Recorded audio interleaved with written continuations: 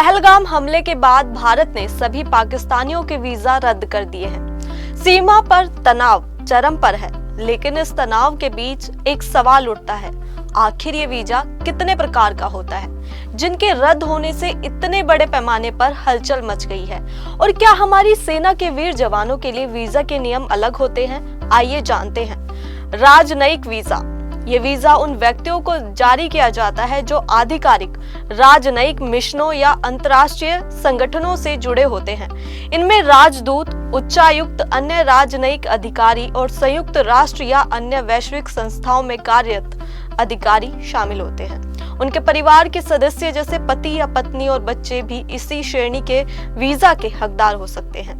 Transit visa, यदि कोई व्यक्ति किसी एक देश से दूसरे देश की यात्रा कर रहा है और उसे बीच में किसी तीसरे देश में कुछ घंटों या दिनों के लिए रुकना पड़ता है तो उसे ट्रांसिट वीजा कहते हैं। ये वीजा आमतौर पर काफी कम समय के लिए, अक्सर अधिकतम 5 दिनों के लिए ही वैध होता है। इसका उद्देश्य यात्रा को हवाई अड्डे से बाहर निकलने और अपनी अगली उड़ान पकड़ने की अनुमति देना होता है।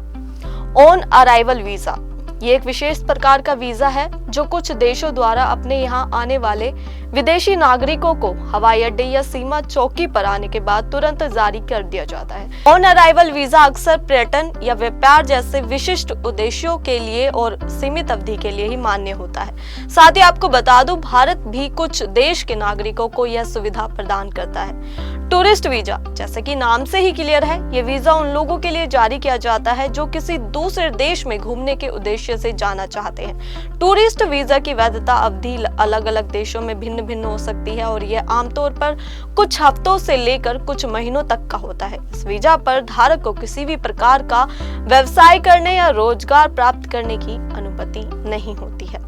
रोजगार वीजा, यदि कोई विदेशी नागरिक किसी दूसरे देश में नौकरी करना चाहता है तो उसे रोजगार वीजा की आवश्यकता होती है। ये वीजा आमतौर पर 1 साल के लिए जारी किया जाता है और इसे आगे बढ़ाया जा सकता है। इसके लिए उस विदेशी नागरिक को उस देश में किसी कंपनी या संगठन से नौकरी का प्रस्ताव प्राप्त होना आवश्यक है। परियोजना वीजा, ये रोजगार वीजा का ही एक हिस्सा है जो विशेष रूप से स्टील और पावर जैसे क्षेत्रों में चल रही परियोजना में काम करने वाले विदेशी विशेषज्ञों और कर्मचारियों को जारी किया जाता है। इन परियोजनाओं में अक्सर विशेष तकनीकी ज्ञान और कौशल की आवश्यकता होती है, जिसके लिए विदेशों से पेशेवर को बुलाया जाता है। परियोजना वीजा की वैधता परियोजना की अवधि पर भी डिपेंड करती है। स्टूडेंट वीजा, यदि कोई विदेशी छात्र किसी दूसरे देश में मान्यता प्राप्त करने के लिए पढ़ाई करने के लिए जाना चाहता है तो उसे स्टूडेंट वीजा की आवश्यकता होती है। यह वीजा आमतौर पर पाठ्यक्रम की अवधि के अनुसार जारी किया जाता है और इसकी अधिकतम वैधता जो है वो 5 वर्ष तक की हो सकती है।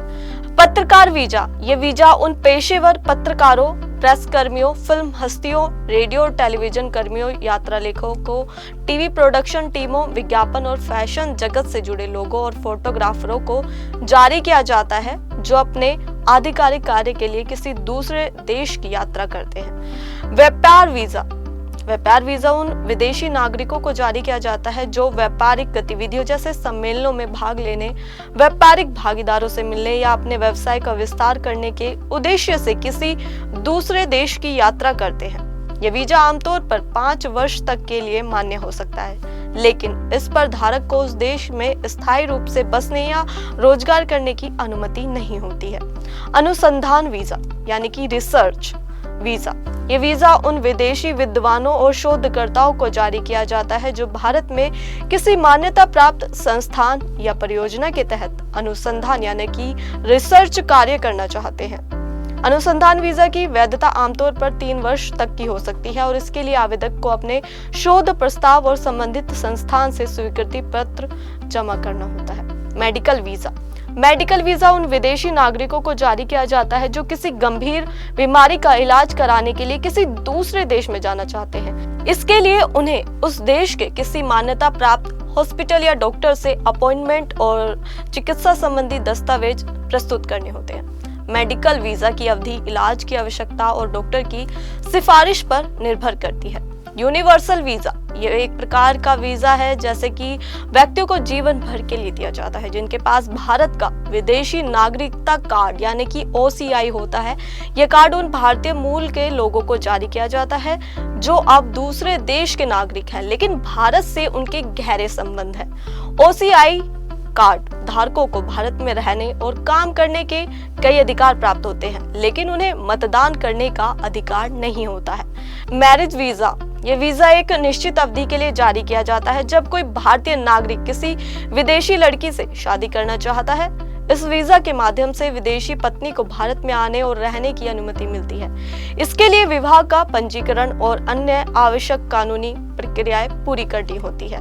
तो दोस्तों, आपको इन्फॉर्मेशन कैसी लगी? आप अपनी राय हमें कमेंट के जरिए इजीली बता सकते हैं। साथ ही ऐसी ही तमाम अपडेट जानने के लिए बने रहे इंस्टा फीड पर। धन्यवाद।